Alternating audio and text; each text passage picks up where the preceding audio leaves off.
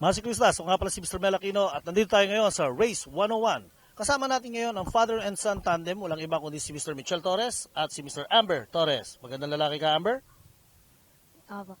Opo, magandang lalaki. So, ilang taon ka na, Amber? 11 po. 11. Michel, paano mo si Amber na magkarera? Ano ang naging inspirasyon niya para sumakay din ng karera dito sa road race? Actually, nung medyo nakita ko na marunong siya magmotor, hilig ko rin kasi magmotor. Sumasali rin ako sa race. Tinuruan ko siya mag-pocket bike. So, nakita ko na medyo nag-i-improve naman siya. So, medyo nagtuloy-tuloy kami. So, si Amber ay member ng MBF Foundation. So, ang number mo ay Sweet 16. Bakit Sweet 16, Amber? Birthday ko po ay September 16. Kaya po yung birth number ko 16. Ayun. So, akala ko kasi idol mo ako. Number 16 kasi ako dati.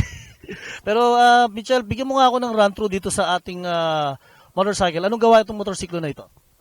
We're using Suzuki Nex 115. Yun. So, ito sa fully automatic. So, ngayon, mapapansin natin, meron akong napansin dito, meron tayong weights dito sa flat floorboard ni Amber. Para saan ito?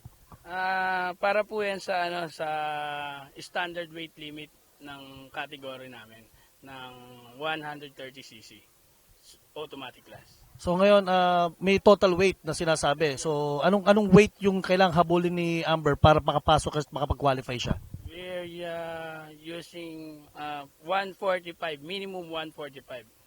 So kailangan hindi kami bumaba sa 145 para ma-maintain namin kung sakaling manalo kami. So para hindi siya ma-disqualify? Yes, hindi kami ma-disqualify. Okay, so mapapansin din natin meron din siyang rod going to the chassis kasi po ang scooter wala ho talaga, normally wala po ito eh. So para saan tong rod na to? Yung rod is ang purpose niya kapag kung sakaling sumemplang ka or bumunggo ka, hindi siya basta-basta uunat yung chassis.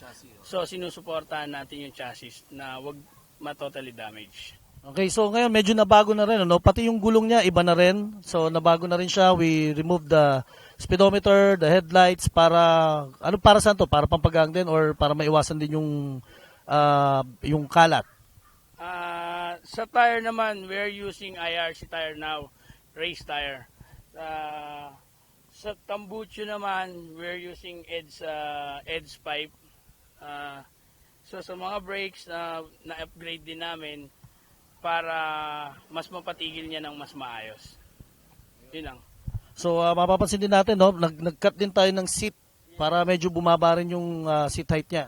Opo, para maabot niya yung floor na ilapat niya na maayos yung paa niya. So sa ngayon, he's running on what category ngayon? Si Abra, ano yung mga sinasalihan niya ngayon? Ngayong this coming Sunday race, we're using Suzuki Shooter, yung bago ng shooter na FI. And then sa MBF Club race, gagamit kami ng Shooter 115. And then Yamaha 125 MXI. Yun, so ibig sabihin, lahat ng klase ng karera pwedeng salihan ni Amber as long as kaya niya sakyan. Yes, hanggat kaya niya, hanggat pwede kami doon sa kategoring yon na allowed siya, papasok kami. Tatry namin na sumali.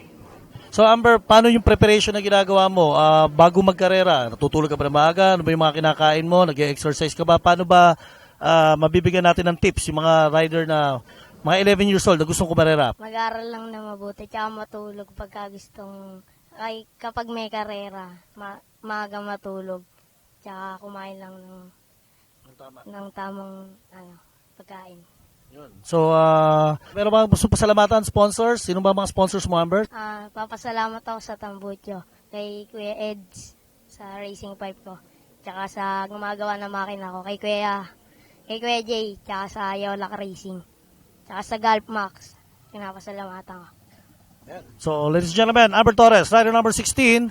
Check him out on the nearest races. Dito po sa Carmona, Cavite, Clark International Speedway, or sa Batangas Racing Circuit. Amber Torres will be the future rider of Philippine Motorsports. Balik sa inyo.